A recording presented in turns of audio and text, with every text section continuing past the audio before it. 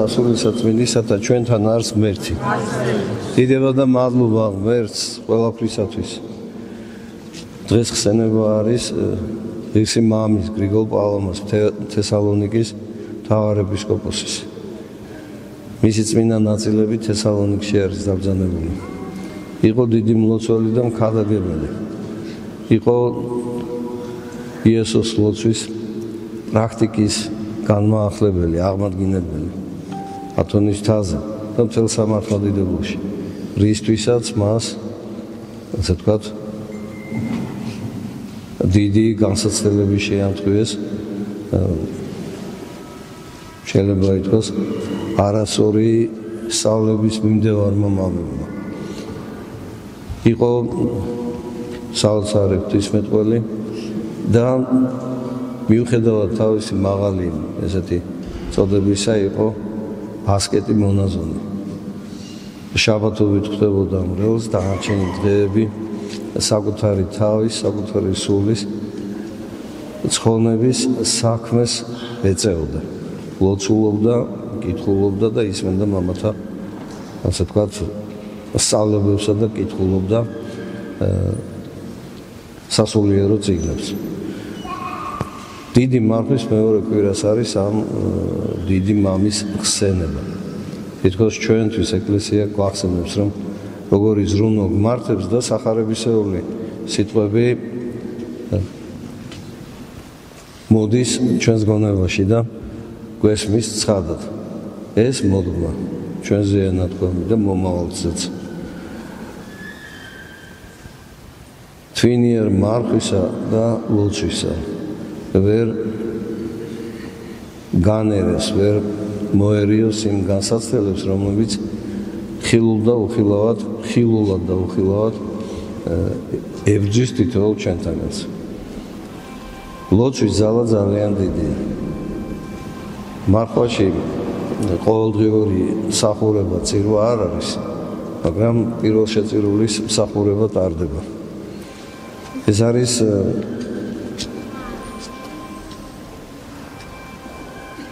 როგორ ვთქვათ, ძალიან კარგი მსახურება და მრევლისთვისაც ძალიან გასახარელი. თუმცა ყველა ვერ ვახერხებთ გასაგები მიზეზების გამო.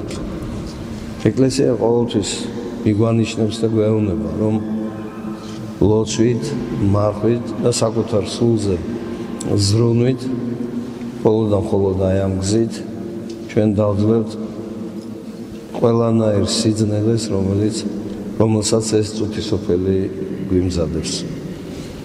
დიდი მამები, რომლებიც უდაბნოში ცხოვრობდნენ და სულის ცხონებისათვის ღმერთს ევედრებოდნენ, ისინიც კი საოცარ თავდაბლობას იჩენდნენ და არც კი თვლიდნენ, რომ მათი ღვაწლი საკმარისი იქნებოდა მათი სულის ცხონებისათვის. ერთი მეუდაბნოე მამა იყო, ძალიან განხილვებით ცხოვრობდა, თავის სენაკში ყოველთვის ლოცულობდა და ყველანაირად ყველაზე თავდაბალი იყო და ყველაზე დიდ საქმეებს, უბრალო საქმეებს ის აღასრულებდა. და როდესაც მისი ამ სოფლიდან გასვლის ჟამი დადგა, წინასწარ ეოწა, შეშფოთებული იყო და ცხრემლის დიოდა და მამებმა კითხეს, მამაო, განა შენც ტირი ხარ, შენც გეშინია? და პასუხად ეუბნება, ძმანო და მამანო, მე როგორც ვფიქრობ, ვიშრომე ღვთის სათნოთ, მაგრამ მე არ ვიცი ეს ჩემი შრომა მოეწონა თუ არა ღმერთს, რადგან უფლისა მსჯავრი სხვანაირია და განსხვავებული ადამიანთა შეხედულებისა და განსჯისაგან. ეს ძალიან დიდი მამა იყო. ისეთი თავდაბლობა ჰქონდა, რომ ერთხელ ალბათ ცილის სამების გამო მივიდნენ მასა სხვა მონაზვნები, ბერები და უთხრეს, შენზე გავიგეთ, რომ მატყუ არ ახარო. იო მართალ სამბობენ, შენზე გავიგეთო, რომ განიკითხავ ყველასო. ესეც მართალი არისო. შენზეც გავიგეთო, რომ გაუმაძღარი ნაყროვანი ხარ, მართალია. და კიდევ გავიგეთო, რომ ერეტიკოსი ხარ. არაო, ერეტიკოსი არ ვარ. და მაშინ განმარტა. ყველა ადამიანი ცოდვისგან მიდრეკილია, რადგან ჩვენი ბუნება ადამიანის სამოთხეში დაცემისა და იქიდან გამოდევნის შემდეგ მიდრეკილი არის ცოდვისკენ. და ეს განსაცდელი ყველას შეხვდება.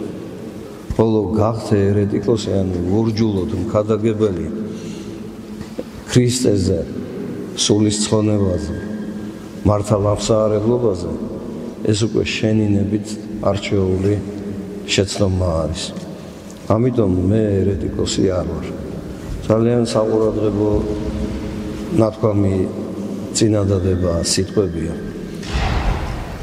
ეკლესია გვახსენებს, რომ ლოცვის, მარხვის და სასულიერო ცოდნის შეძენის გარეშე ძალიან ძნელი იქნება, რომ ადამიანმა თავი დაიცოს არასწორი სწავლებებისაგან.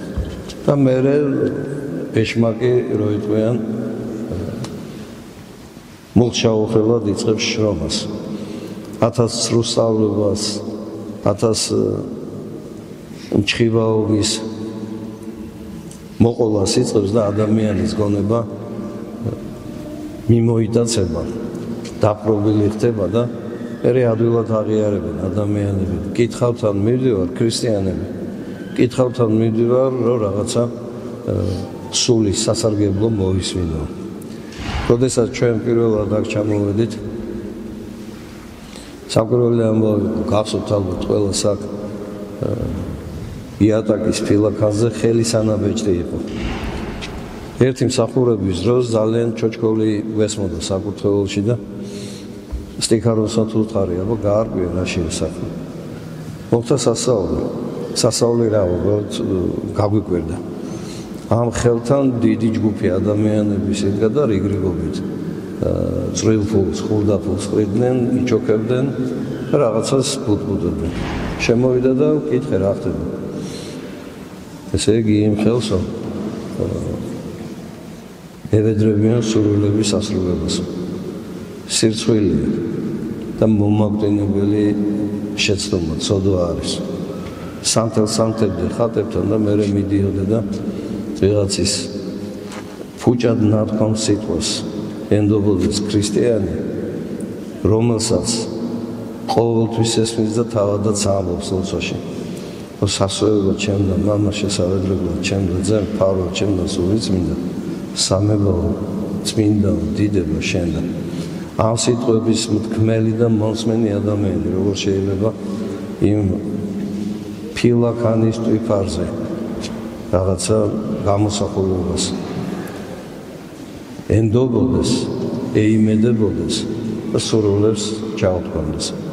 ეს სრულსარწმუნოება უვიცობასა და თამოწონებაზე არის დამოკიდებული, დამყარებული.